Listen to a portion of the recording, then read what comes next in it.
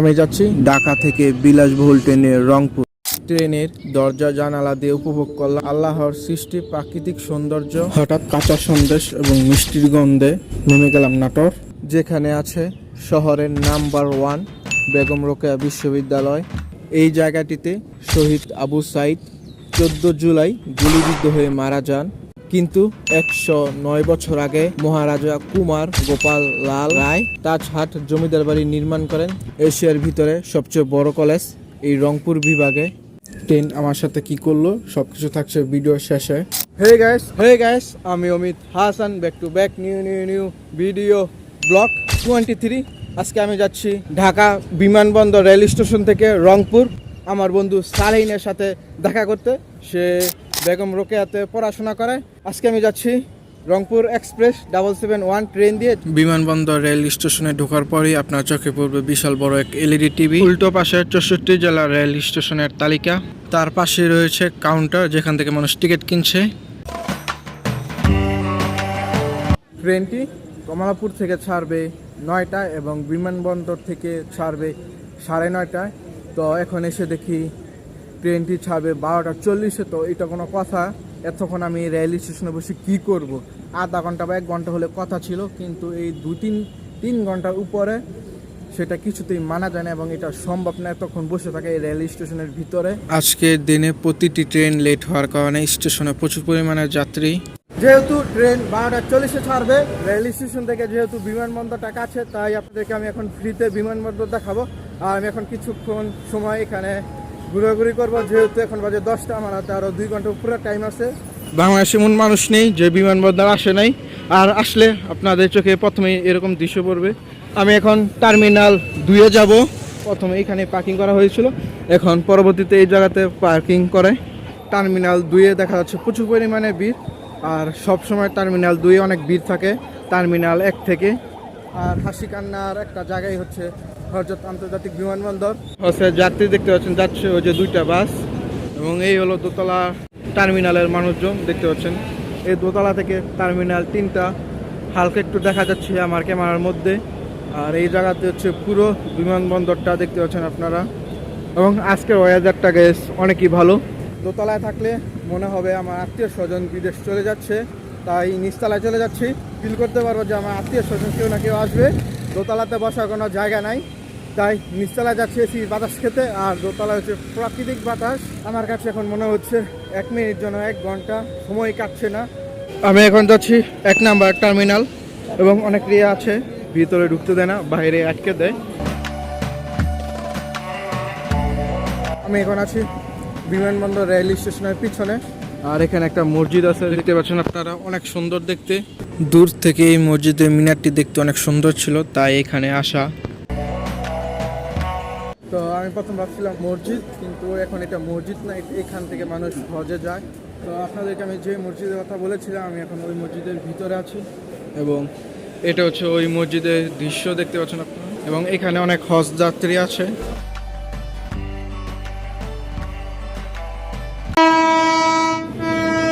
দীর্ঘ 4 ঘন্টা অপেক্ষা করার পর গাইস রংপুর এক্সপ্রেস 771 ট্রেনটা আসলো।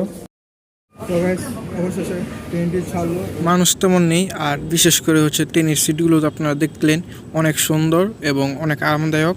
এখন দেখবেন ঢাকা শহরের রেল স্টেশনের পাশে বস্তি এলাকা। আমি এখন আছি ট্রেনের উল্টো সাইডে, এবং আপনারা হয়তো গাইস ট্রেনের শব্দ এবং বাতাসের কারণে আমরা কথাটা ভালোভাবে বুঝতে পারছেন না।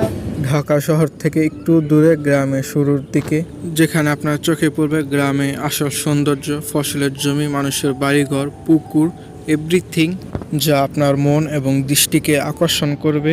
ডিস্টার্ব করতে চলে আসলো টিটি, সবার টিকিট চেক করছে। যা আমি ছোট্ট একটি টিকিট দেখে আরামভাবে প্রকৃতির সৌন্দর্যময় দৃশ্য উপভোগ করছি। আমার সাথে আপনারা উপভোগ করুন।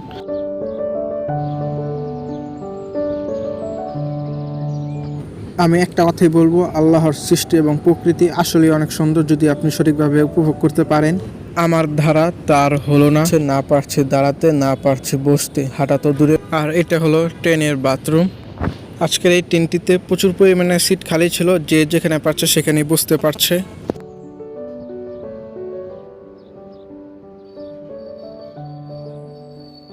আমরা এখন মির্জাপুর চলে আসলাম। আর এটা হচ্ছে মির্জাপুরের টিকিট কাউন্ট। ঢাকা বিমানবন্দর থেকে রংপুরে টিকিট কেটেছিলাম 680 টাকা এবং 20 টাকা গ্যাস চার্জ বা কোনো কিছু একটা কেটেছে, সব মিলে গ্যাস 700 টাকা পড়েছে। এই রংপুর এক্সপ্রেস ট্রেনটা এবং এই মির্জাপুর রেল লাইনটা দেখাই।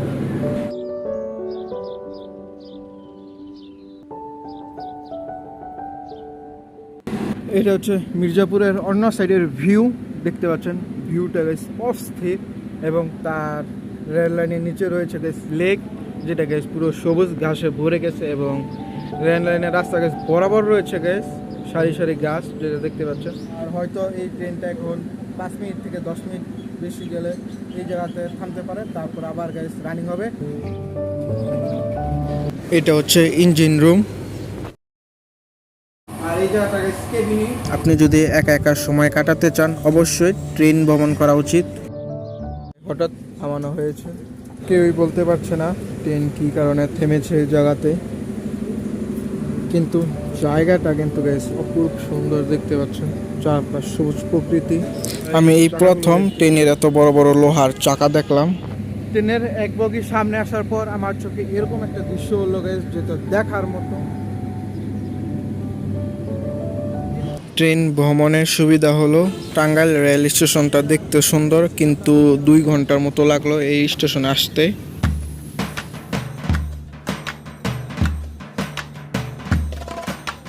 তো এটা হচ্ছে ইব্রাহিমাবাদ রেল স্টেশন বা জংশন, যাই বলুন না কেন। এটা হচ্ছে 2য় নাম্বার জংশন, যেখানে আমরা দাঁড়ালাম পুরো টাইম। সেই জন্য গাইস অনেক মানুষজন কেনাকাটা করছে এখান থেকে খাবার দাবার। পিছনে আপনারা যে দোকানে দেখতে পেলেন মানুষজনের ভিড়, ওইখানে গাইস ডেট ওভার রুটি রয়েছে, যেটা পাল্টানো দরকার সে পাল্টায় না। আমি এই প্রথম দেখলাম যমুনা সেতু, তাও আবার ট্রেন থেকে। তো যমুনা সেতুটা দেখতে অনেক বড় এবং বিশাল, এবং এইদিকে চলে আসলো বিরিয়ানিওয়ালা। প্রথম দেখা, তাই ভেবেছিলাম নদীটা অনেক গভীর হবে, পরে দেখে একদিকে চর আরেকদিকে পানি। হঠাৎ দেখে রেল লাইনের রাস্তা প্রচুর পরিমাণে মানুষ, পরে বুঝতে পারলাম এই জায়গাতে কাজ চলছে। পরে চলে আসলাম ঢাকা সায়দাবাদ, যেটা বললে ভুল হবে, কিন্তু রেল স্টেশনটা খোলামেলা হয়, দেখতে অনেক সুন্দর। হঠাৎ জানালায় তাকিয়ে দেখি পূর্বাচল 300 ফুটের মতো লাগছে। আমি তো অবাক, কীভাবে সম্ভব। আপনি যদি ভ্রমণ করেন বিভিন্ন জাতি, বিভিন্ন ধর্ম, বিভিন্ন বয়সের সাথে মিশতে পারবেন, তাদের কালচার ঐতিহ্য সম্পর্কে জানতে পারবেন। ভ্রমণ করলে আপনারা ঘুমনি, চেনাচুর এসব খাবার থেকে বিরত থাকবেন। ভাঙ্গুয়া নামটি শুনতেই অদ্ভুত লাগে। এই গ্রামে বেশিরভাগ মানুষ সাইকেল ব্যবহার করে তাদের দৈনন্দিন কাজ এবং স্কুল কলেজ। এই গ্রামে বেশি ফল গাছ হচ্ছে আম গাছ। এই গ্রামটি একটু অদ্ভুত, ফসলের জমি আছে কিন্তু ফসল নেই।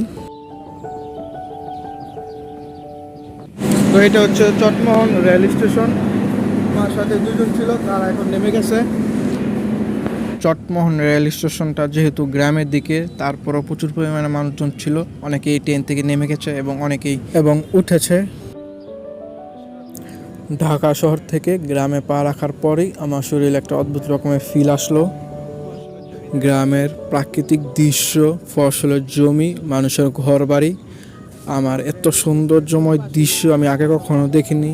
এই ফার্স্ট দেখার পর আমার পুরো শরীরটাই শান্ত এবং নীরব হয়ে গেল।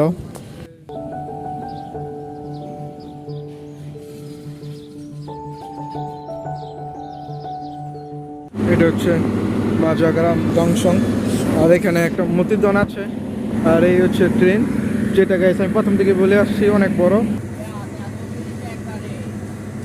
আমি আপনাদেরকে নারায়ণগঞ্জ এবং এই জায়গায় ছোট্ট একটা উদাহরণ দিয়ে 2টা কেক আপনারা দেখতে পাচ্ছেন। এই 2টা কেক আমাদের দিকে নেবে 20 টাকা, আর এখানে মাত্র 10 টাকা। এটি হচ্ছে আমাদের এবং এই জায়গার রেল লাইনের পাশে ফসলের জমি এবং ছোট ঘর হয়তো আমাদের কাছে কিউট লাগতে পারে, যারা থাকে তাদের কাছে খুবই কষ্টদায়ক।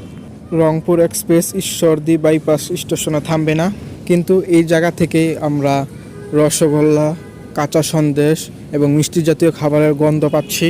সেটা না হয় একটু পরে বলি। এখন আপনার যে দৃশ্য দেখলেন সেটা হুবহু কেরালার মতো লাগছে আমার কাছে। একটু পর সন্ধ্যা হয়ে যাবে, আর ট্রেনের 2 পাশের ভিউ অবাক করার মতো। এই ছোট্ট ছেলেটি আমার মতোই ঢাকা বিমানবন্দর থেকে উঠেছে, রংপুর গ্রামের বাড়িতে যাবে। আমি ট্রেনের দরজা দাঁড়ালে হাঁটু কাঁপে, আর সে কীভাবে স্থির হয়ে দাঁড়িয়ে আছে। আমি এখন আছি আব্দুলপুর জংশন, আর এই জংশনে দেখতে পাচ্ছেন একটি ট্রেন আপাতত দাঁড়িয়ে আছে, লোকজন নিচ্ছে। আর আমরা এখন এখানে না দাঁড়িয়ে চলে যাচ্ছি, যত আমরা এগোচ্ছি তত আমরা মিষ্টি জাতীয় খাবারের গন্ধ পাচ্ছি। দেখুন মিষ্টি গ্রান পেয়ে কত মানুষ ট্রেনের সামনে দাঁড়িয়ে আছে। ফাইনালি গ্যাস আমরা চলে আসলাম নাটোর মিষ্টির রাজ্যে, যেখানে মিষ্টি, রসগোল্লা, কাঁচা সন্দেশ সব কিছু পাওয়া যায়, মিষ্টি জাতীয় খাবার।